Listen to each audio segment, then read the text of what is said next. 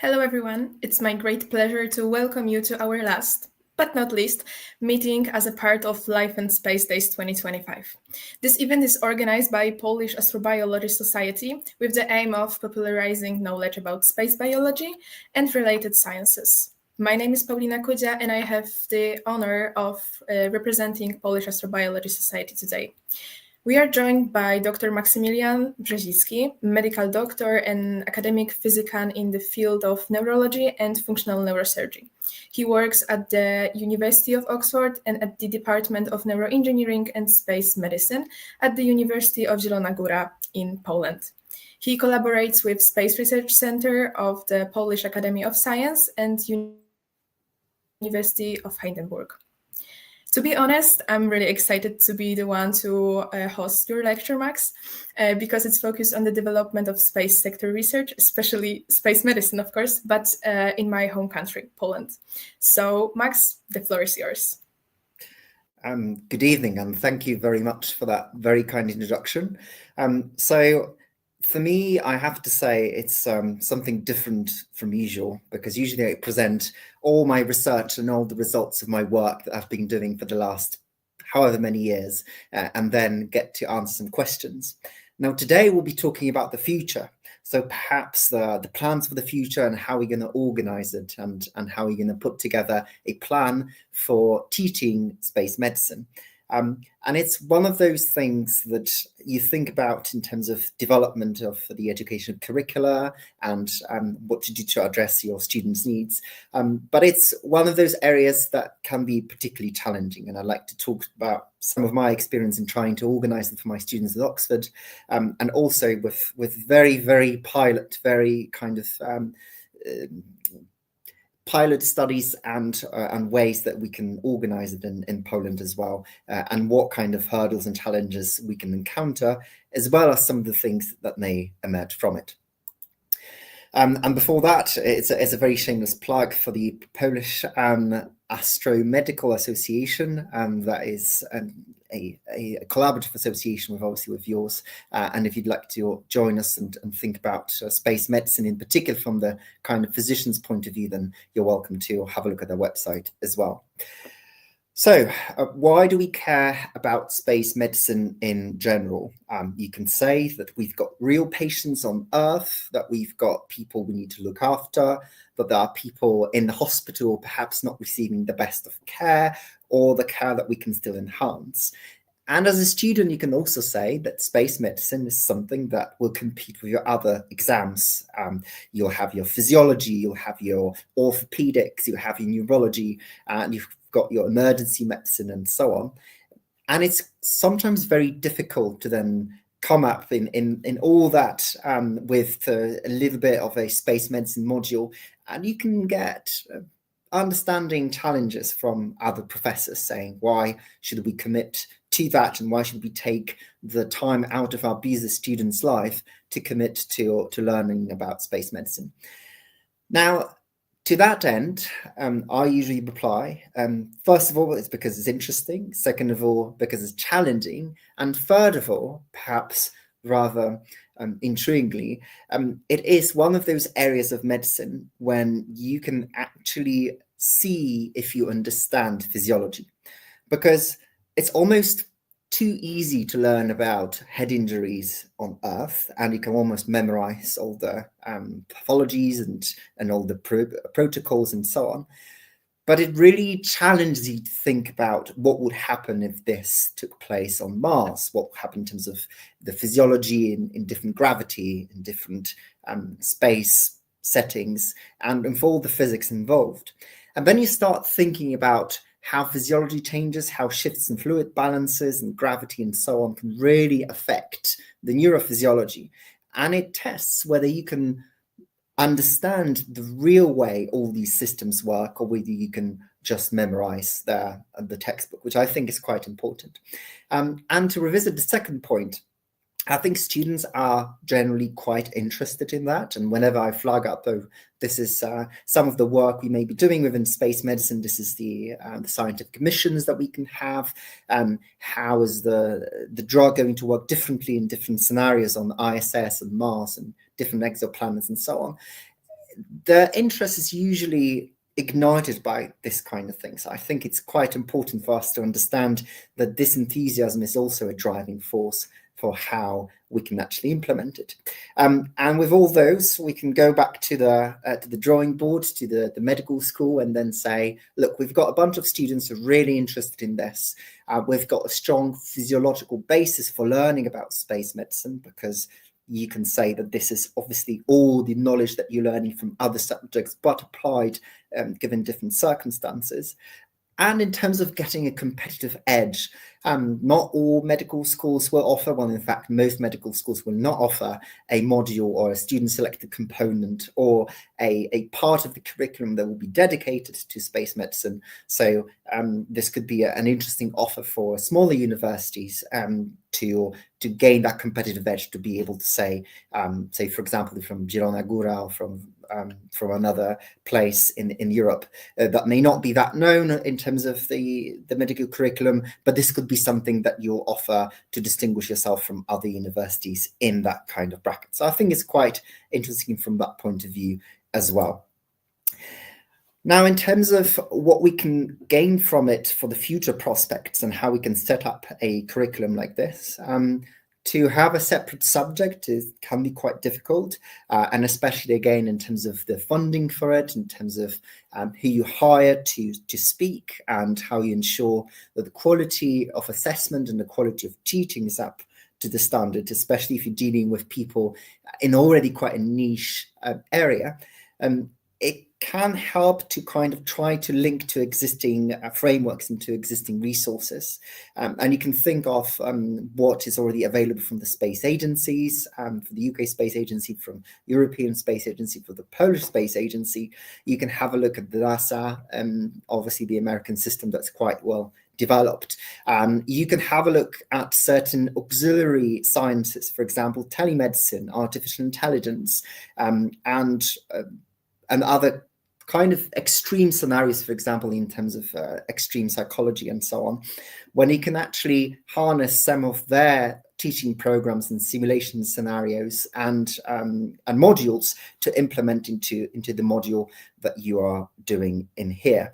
And obviously with the Ignis mission and with all the PR and all the understanding enthusiasm around this area from space, I think it's quite important to harness that. And if there are any kind of scientific projects or calls for educational opportunities within those campaigns, it's good to kind of tag on to that and use some of these resources. In terms of school, I don't really have that much experience in a kind of primary school and high school, although it is quite important to think about these frameworks. And whenever we do outreach programs or we go to schools to promote medicine as a subject area and promote kind of biological sciences as well, I think it is quite important to then mention that this has a space medicine application, especially in terms of the growing space sector and the growing opportunities in that sort of thing. And again, it's all about offering that competitive advantage. So if you want to then stand out from other applicants in the future, you're able to say that you've applied this particular concept in a space scenario, even a simulated space scenario, or even within some framework provided by the space agencies or by a given campaign. And then you can use that solution in terrestrial applications. So, for example, in artificial intelligence that we use for telemedicine and for remote monitoring as well. In terms of the actual hours and numbers, I think what usually works is if you start from a student-selected component, and at Oxford, we have something like that you can do in your final honours school. So you can do a little project that is about 6 to 8 weeks time. And during that project, you can develop your own special interest, if you like. And we don't have a department for space medicine. However, people can do various projects in terms of physiology and pathology and kind of put a space medicine spin on that. People can use things like the European Space Agency associations and links to organize a more formal attachment, although this obviously takes more pre-planning. You can think of establishing connections with groups in the industry, with people dealing with zero gravity research and radiation research and so on. So it takes a lot of planning. It takes a lot of thinking about how you're going to do that. But I think a student selected component as a kind of a voluntary thing that you put on top of the curriculum that students can choose and develop in their own way is quite a good place to start. Then obviously with numbers, usually you get more say in terms of money. So you can go to the people who are administering money for and obviously appropriate resources for education at your university and say, look, this is how many people signed up for the course. This is how many people I have. They've developed their own training and their own modules, and it worked actually quite well. Now, give me more money because obviously students bring money, and maybe we can establish it as a kind of ongoing offer for others. And that usually works quite well. The second thing you can do is a series of events and seminars. These again offer a low threshold for the university to say yes to, because you can invite people to speak, you can get people interested, you can again use that as evidence for developing space medicine programs or selected components and modules or elements within the existing curricula. And based off of that, you can say, this is how many people came to that event, to that series of seminars. Look how many questions they're asking to all those people presenting. Look how interested they are. And again, underlying those kind of terrestrial applications to dual use. So not only these students are learning about space medicine, but they're able to challenge themselves to really understand the underlying physiology and apply this in their future work. Obviously, all government institutions, if they offer a structured program, it's always good to use that and to get in touch and try to work with them. They usually have things like pre-planned lessons, lesson scenarios, modules, and so on. And there's various different opportunities, almost ad hoc opportunities to say, connect to the ISS or to download a sample data or to play with some tools that are being uploaded online already from the footage or from observatories. So there's plenty of different already freely available and well-developed, well-scientifically scrutinized resources that will be made available by a space agency. So again, if you're planning on doing a student-selected module or a seminar or a series of seminars or within your student society, you can use that again to ensure you've got the scientific rigor and you're able to provide these students with something exciting to do without that high costs of entry. And of course, good PR helps, always, especially in Poland. We had a lot of excitement coming after the Ignis mission, with loads of scientific experiments conducted on it. With that, we can again discuss them in class using some prepared scenarios. We can invite people who are involved with that, people who help them. We can talk about the logistics. We can talk about scientific applications. We can follow the publications. So there's a lot of experiments, and a lot of these are currently being promoted and developed. And you can quite easily access these people, this people's research from social media and from all the publicity that they generate, and use that to plan your scenarios and use that to plan the excitement and the missions that your students will be planning and all the rest of it. So I think it's also quite important to underline to them that, look, this is possible. You live in a country that's got its own, if you like, a space program, space agency within the European Space Agency, and you're able to actually have a kind of tangible pathway of maybe not now, but in the future, developing your own experiment that may then go on to one of the missions, if not on the ISS, then through other avenues. So it's not only some kind of esoteric discussion that you'll have in class, it's something that people and your students can see may actually, in a few decades, materialize into a sound scientific experiment. And I think it's also quite important to keep mentioning. I know that some people will say that a single use is still good because research is good for research's sake, and I have a lot of sympathy for that. However, I still think it's quite useful to show that whatever you develop from these technologies can be used on the wood. And again, by understanding the physiology better, you're able to offer that to your patients working on the intensive care unit or in cardiology or in neurology, because all those transferable skills and all this transferable knowledge and all this knowledge applied in extremis, you're able to then take back to the ward and actually apply with the benefit to your patients, I think.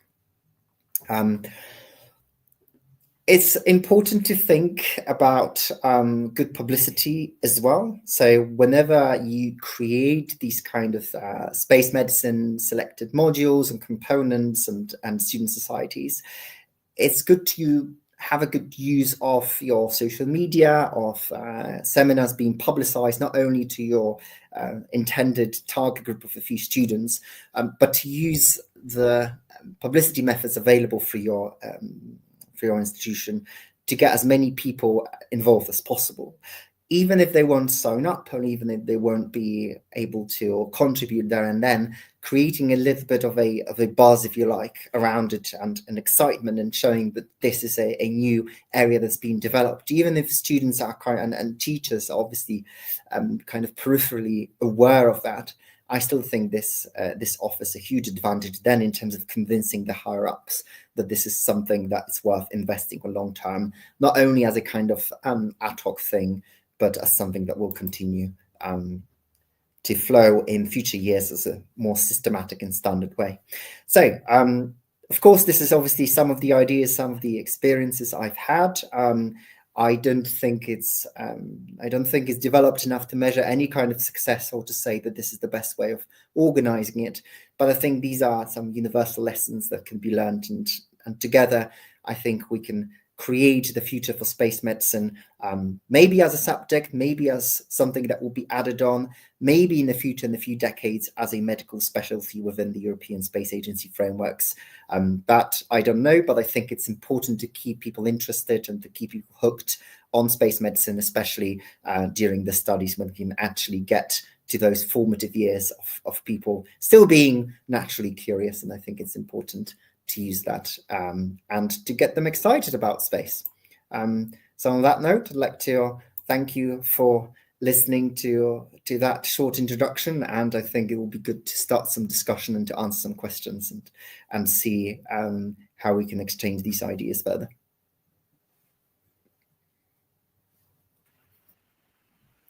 Thank you very, very much for the inspiring lecture.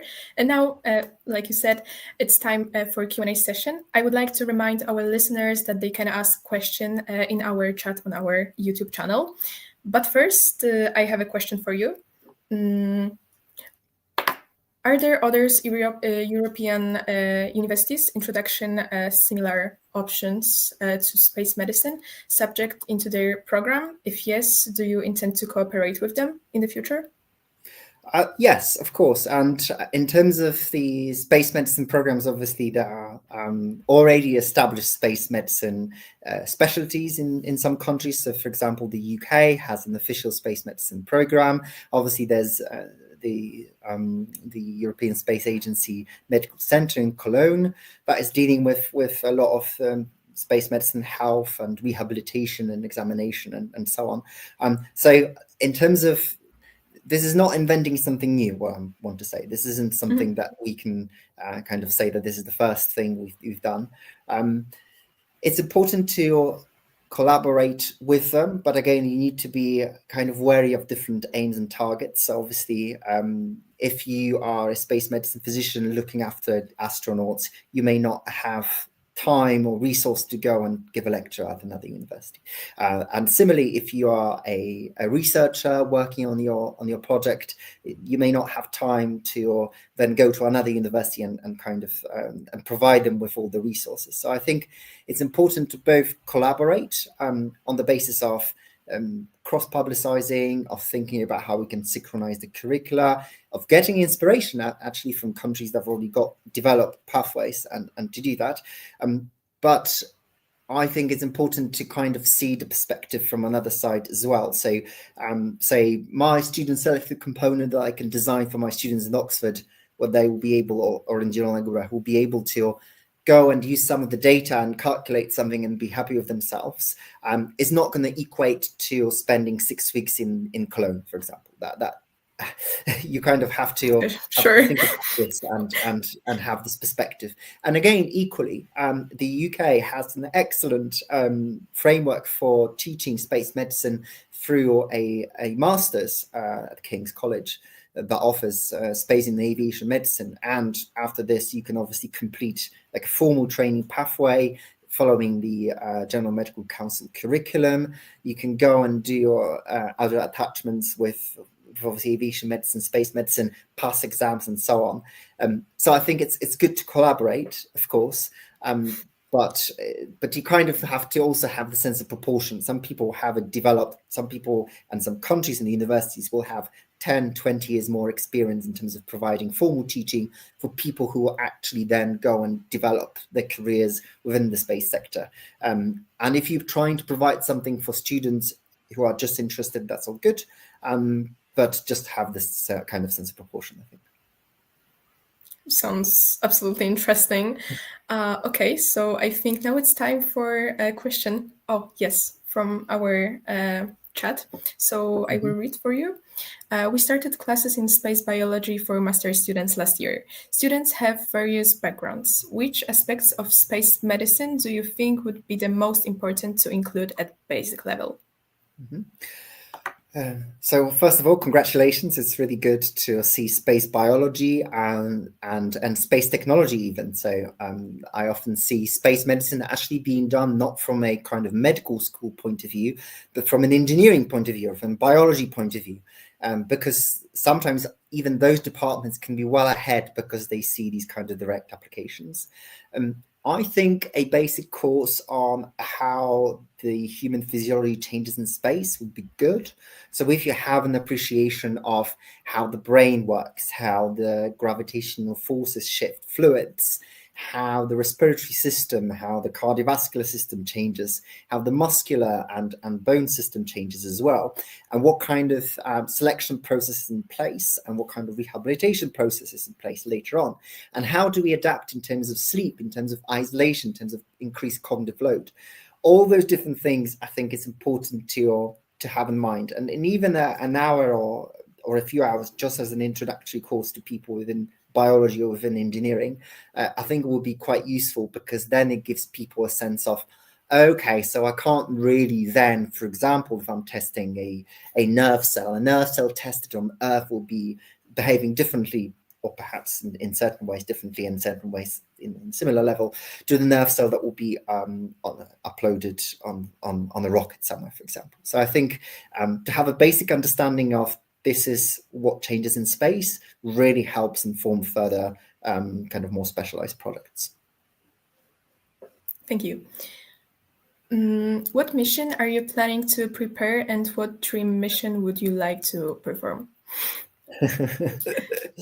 Okay, so I think obviously in terms of being a flight surgeon, the expectations need to be managed quite extensively. There's only a handful of people who will be needed for that, and obviously me as a primary terrestrial doctor will probably deal with more terrestrial patients. But my interest from the neurological point of view, so my background in terms of the medicine, is to investigate how the central nervous system changes in space. And I think we have been thinking about this, but obviously on a short time scale of people going on the ISS and relatively short, obviously, space missions, people have been in the past investigating things like radiation exposure and cardiovascular risk and respiratory risk and musculoskeletal risk, which are more immediately dangerous to those astronauts and then obviously after coming back on Earth. some of the long-term exposure to the central nervous system, I think, is less studied, and I think in terms of going to Mars or having long distance missions, we can definitely see some of the changes in terms of the group dynamics, in terms of the cognitive load, in terms of sleep, in terms of how the brain performs, that I think warrant further investigation. And on Earth, it's slightly easier to do. Well, it's significantly easier to do because I can just plug my patients to an EEG machine. I can do lots of scans. I can put them through an extensive neurological and physiological investigation. In space, that is definitely less easy to do. So I would like to design a space, well, maybe not design, but take part in a space mission that will have enough space for that kind of investigation. And if you wanted to infer that from some of the ultrasound imaging, some of the neuropsychological basis, the analysis of vision, of voice, of movement, of those kind of parameters that we usually use on Earth, and see how they change long term, say in a year's time, and see how the group dynamic changes and how the cognitive performance changes and so on. Because I think that's an area of an interesting investigation that we haven't quite explored. Wow, that's amazing. Mm-hmm. Okay, assuming that humanity one day will travel further away than Earth orbit or Moon, how the medical challenges will change? What's going to be the biggest problem? Muscle, bones, something else? Well, I think the answer to that is all of them. So obviously, I don't think there's going to be a single parameter that will change. So I don't think it's going to be just the muscle or just the psychology and all the rest will stay the same, because we know that all those problems we are dealing with at the moment, for example, in terms of radiation exposure, in terms of isolation, in terms of providing adequate care, and in terms of all the supplied medication and emergency provisions, they work on the assumption that we can, in theory, first of all, terminate the mission prematurely, take people on Earth, and we've got good contact with the flight surgeon, we've got good contact with the space mission basis. Once we think about sending people, say, to Mars, when you have to work with the possibility that the signal will travel with a delay, and you'll have to think about, okay, if something happens there, then it may be that I'll only realize all the parameters of the medical outputs in terms of heart rate and respiratory rate and what's going on with the situation awareness with a 30-minute, 40-minute delay. And how do we then design appropriate protocols to teach and to train these people to be able to react without us being able to say, okay, fine, we crossed certain point of no return, let's go back to Earth, because that wouldn't be possible. So I think if you get all those problems with space medicine, with exposure, even with eyesight, or even with muscle loss and muscle bone and bone muscle loss, you then need to multiply it by days that there will be in there, and then you'll need to kind of apply all the parameters of the economies of scale and the delay of signaling. So I think a lot of those protocols will have to be reworked. So again, that's quite an interesting pathway for the future and for our colleagues within technology, within biomedicine, within biochemistry, within radiation exposure, within psychology, team dynamics, and so on. So if you think we've solved, inverted commas again, solved one problem on ISS, then that problem will probably need to be resolved and rethought and reanalyzed and reparameterized for a long-term mission. So I think it's quite an exciting field to get into, even from that point of view. Oh, definitely. So much work. Okay, so that's all. We don't have any more questions. So thank you very, very much once again. And at this point, I would like to also thank the audience who were with us for a whole event. If you couldn't join us live during any of the lectures. They are available on our YouTube channel. To stay up to date with our events, follow us on our social media like Facebook, Instagram, or LinkedIn. So again, it's my pleasure to close this year edition of Life and Space Days, organized by Polish Astrobiological Society. That was our first 100% popularization event for everyone in the world. The events include 5 lectures with people from Axiom Space, European Space Agency, Massachusetts Institute of Technology, Oxford University, and Polish Astrobiology Society and AstroLife. We would like to thank all listeners and all lecturers, and above all, the people behind the scenes who organized this event, without whom it wouldn't have been possible to experience it in the form we have enjoyed. Thank you very much. And with that, the Life and Space Days 2025 comes to an end. Good night. Pleasure, thank you.